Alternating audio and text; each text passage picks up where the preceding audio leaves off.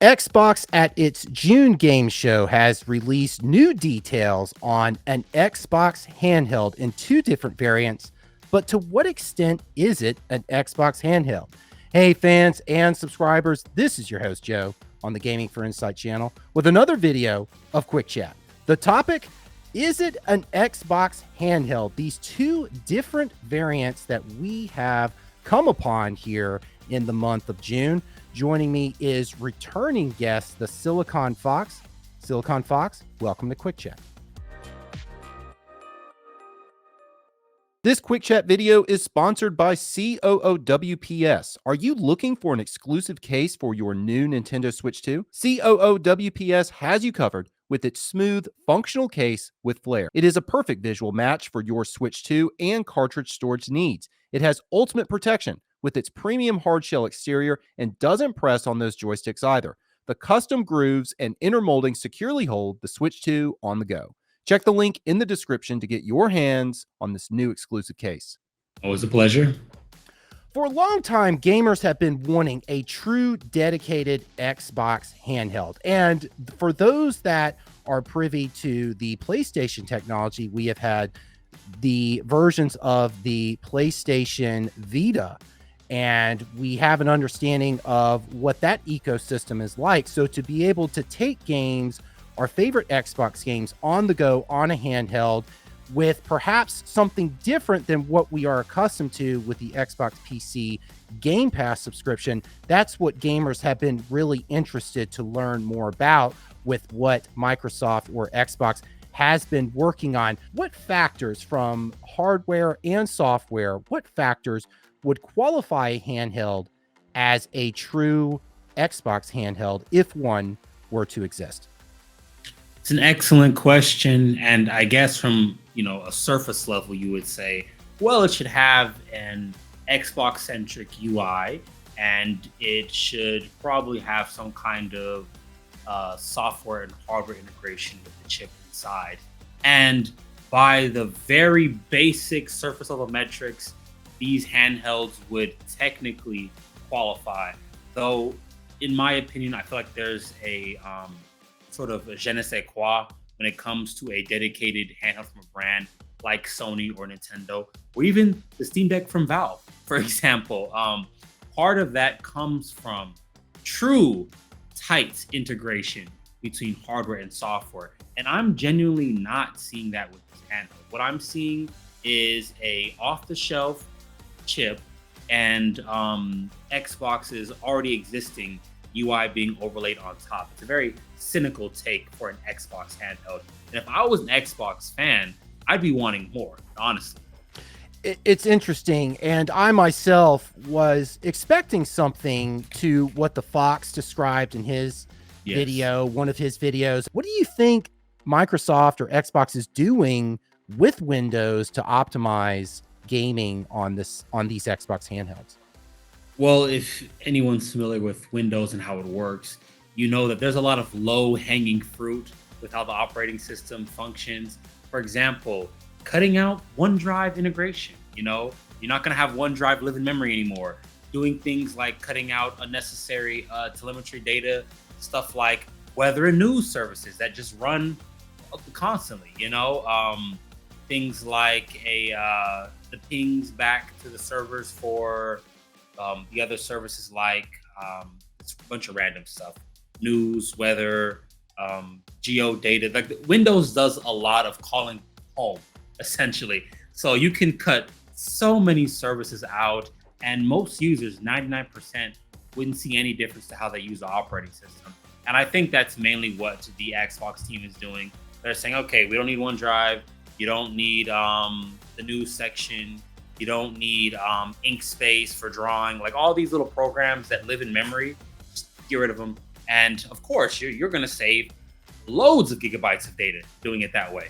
Absolutely. The options that gamers are able to have with these, what are being referred to as Xbox handhelds, is the ability or the feature to continue game progress. And the way that this works, that Microsoft Xbox is giving this to gamers is through the Xbox Anywhere technology. And there are over 1,000 games that support the Xbox Anywhere technology. Now, from what I've seen, Xbox Anywhere has a bias towards being implemented on the newer AAA games and other games that are dated, like Fallout 76, Rage 2. Those are not supported. They seem to have been left in the past unless Microsoft wants to do something for that. And then there's the option to game in the cloud for continuing that progress on the games. But continuing game progress, that's very important to make a handheld, an Xbox gaming handheld, is, if anything. Is Xbox Anywhere technology, what makes a device something close to an Xbox handheld? Is Xbox Anywhere enough, or is there more that is needed for a handheld to exist as an Xbox gaming handheld here? Honestly, I think it's a great first step, but again, it kind of pales in comparison to what other platform holders are doing. And we'll just use the closest analog, the Steam Deck. There is no Steam Anywhere technology that only works in 1,000 games. If I get a new laptop and I log into Steam, I can play all my games. They're all there, and I think that was kind of something that was sorely missed on their part. I get that they're trying to go for a tighter integration, have a unique selling point, but the strength of PC gaming for years has been you have this gigantic backlog of games you can take with you. This is a PC handheld. It's Xbox branded, marketing, whatnot, but it's first and foremost a PC. So that's one of the strengths that you should be able to leverage. And the fact that we can't leverage it with the Xbox ecosystem fully, I feel is a huge, huge letdown.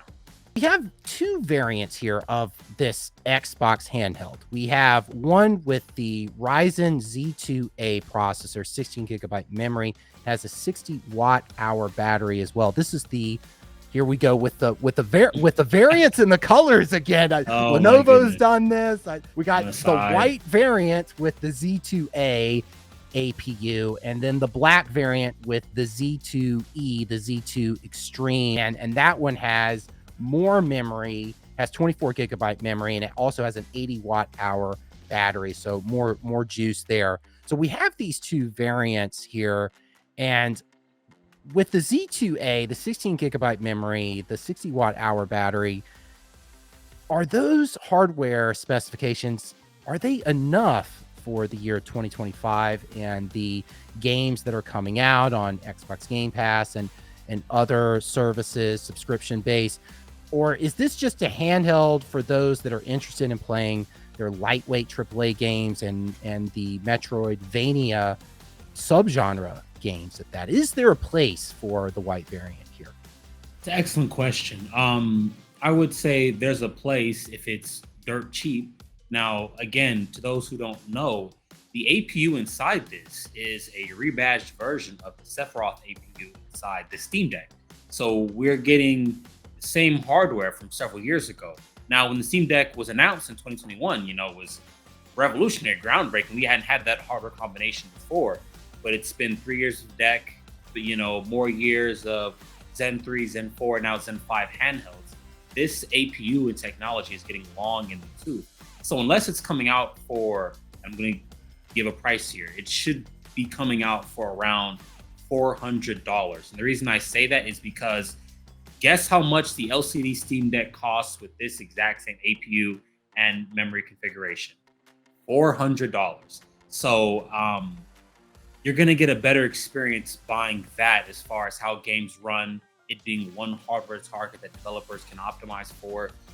You can't really optimize for this Z2A the same way you could the Steam Deck itself. So I think that's kind of one of the weaker points of this entry. I think it's going to be more expensive, and it being on Windows, even optimized, you're still going to have more of a resource constrained computing experience. So I'm a little not that excited about this version. Yeah. Well, Silicon Fox, thanks so much for joining Quick Chat. Fans and subscribers, make sure to like and subscribe for more Quick Chat content. Silicon Fox, thanks so much and take care. Thank you for having me. I appreciate it.